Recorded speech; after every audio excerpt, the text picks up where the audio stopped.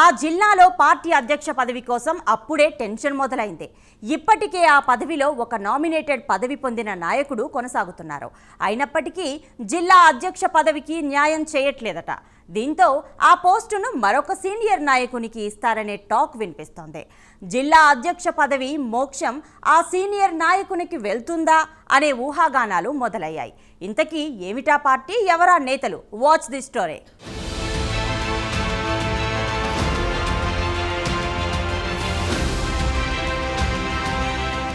2019లో ఏపీలో YCP tsunami సృష్టిస్తే పశ్చిమ గోదావరి జిల్లాలో ఉండి నియోజకవర్గంలో మాత్రం తెలుగుదేశం పార్టీ ఏమాత్రం అదరలేదు, బెదరలేదు. ఇక్కడి నుంచి పోటీ చేసిన మంతెన రామరాజు ఘన విజయం సాధించారు. 2024లో మాత్రం పెద్ద పొలిటికల్ డ్రామాని ఈ నియోజకవర్గంలో జరిగింది. అభ్యర్థిగా రామరాజును ఖరారు చేసి ఎన్నికకు 20 రోజుల ముందు సడన్ గా తన టికెట్ త్యాగం చేయాలని హైకమాండ్ నుంచి మెసేజ్ వచ్చింది. దీంతో చేసేదేం లేక రామరాజు సైలెంట్ అయ్యారు. దీంతో ఇక్కడి నుంచి వైసీపీ నుండి వచ్చిన కనుమూరి రఘురామకృష్ణంరాజు పోటీ చేసి గెలవడం, ఇదంతా ఒక పొలిటికల్ థ్రిల్లర్ డ్రామా మాదిరి జరిగిపోయింది. ఎన్నికల అనంతరం రామరాజుకు జిల్లా అధ్యక్షునిగా బాధ్యతలు, ఆ తర్వాత ఏపీఐఏసీ చైర్మన్ పదవులు అధిష్టానం కట్టబెట్టింది.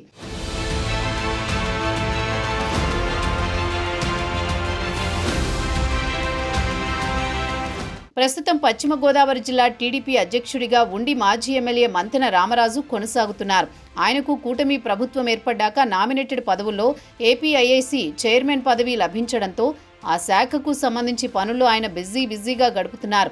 అలాగే నామినేటెడ్ పదవి వచ్చాక ఆయన అసలు జిల్లాలోనే కాదు నియోజకవర్గంలో కూడా అందుబాటులో ఉండట్లేదని టాక్ వినిపిస్తోంది. జిల్లాలో ముఖ్య నాయకులతో తప్ప మిగిలిన సెకండ్ కేటగిరీ నాయకులని నేత అస్సలు పట్టించుకోవట్లేదని ఆరోపణలు వెల్లువెత్తుతున్నాయి. పార్టీ అధికారంలో ఉంది కదా, ఇప్పుడు మనం ఎందుకు రంగంలోకి దిగాలి ఏమో అనుకున్నారో, జిల్లా అధ్యక్షుడు అనే భావనే ఆయనలో కనపడడం లేదనేది రాజకీయ వర్గాల్లో చర్చ జరుగుతోంది. రామరాజు వ్యవహార శైలి చూసి తెలుగు తమ్ముళ్లు ముక్కున వేలేసుకుంటున్నారు.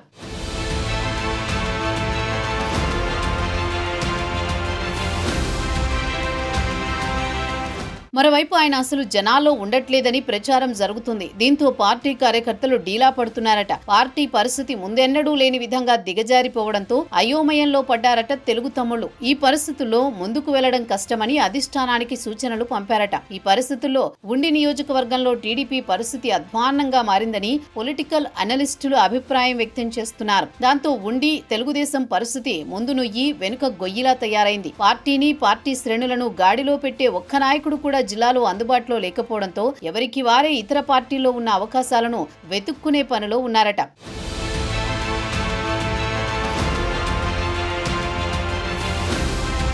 ఈ క్రమంలో జిల్లా పార్టీ అధ్యక్ష పదవిని జిల్లాలో సీనియర్ నేత అయిన కోళ్ల నాగేశ్వరరావుకి ఇస్తారు అనే ఊహాగానాలు పెద్ద ఎత్తున వినిపిస్తున్నాయి. కోళ్ల నాగేశ్వరరావుపై గత వైసీపీ పాలనలో అనేక అక్రమ కేసులు నమోదు చేశారు. చివరకు నారా లోకేష్ చేసిన యువగలం పాదయాత్రలోనూ అక్రమ కేసులు ఎదుర్కొన్న నాయకుడు. ఆయనకి ఇప్పటి వరకు నామినేటెడ్ పదవుల్లో మంచి పదవి వస్తుందని ఆశించిన నాయకులలో ఆయన ఒక నాయకుడు.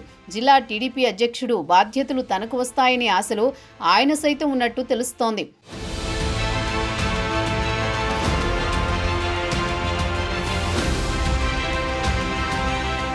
అయితే జిల్లా అధ్యక్ష పదవిని మంతెన రామరాజు వదులుకునేందుకు ఏమాత్రం ఇష్టపడడం లేదనేది టాక్. మరోసారి జిల్లా అధ్యక్ష పదవి తనకే ఇవ్వాలని పట్టుబడుతున్నట్టు లోగుట్టు సమాచారం. నామినేటెడ్ పదవి లేదా ఎమ్మెల్సీ వస్తుందనే ఆశలో ఉన్నారు కోళ్ల నాగేశ్వరరావు. ఈ జిల్లా అధ్యక్ష పదవి కోసం రేసులో కోళ్ల నాగేశ్వరరావుతో పాటు మరొక సీనియర్ నేత ఉన్నట్టు సమాచారం. అయితే చూడాలి, పార్టీ అధిష్టానం మరోసారి రామరాజుకి ఈ పగ్గాలు అప్పగిస్తుందా లేక కోళ్ల నాగేశ్వరరావును వరిస్తుందా అనేది వేచి చూడాల్సిందే.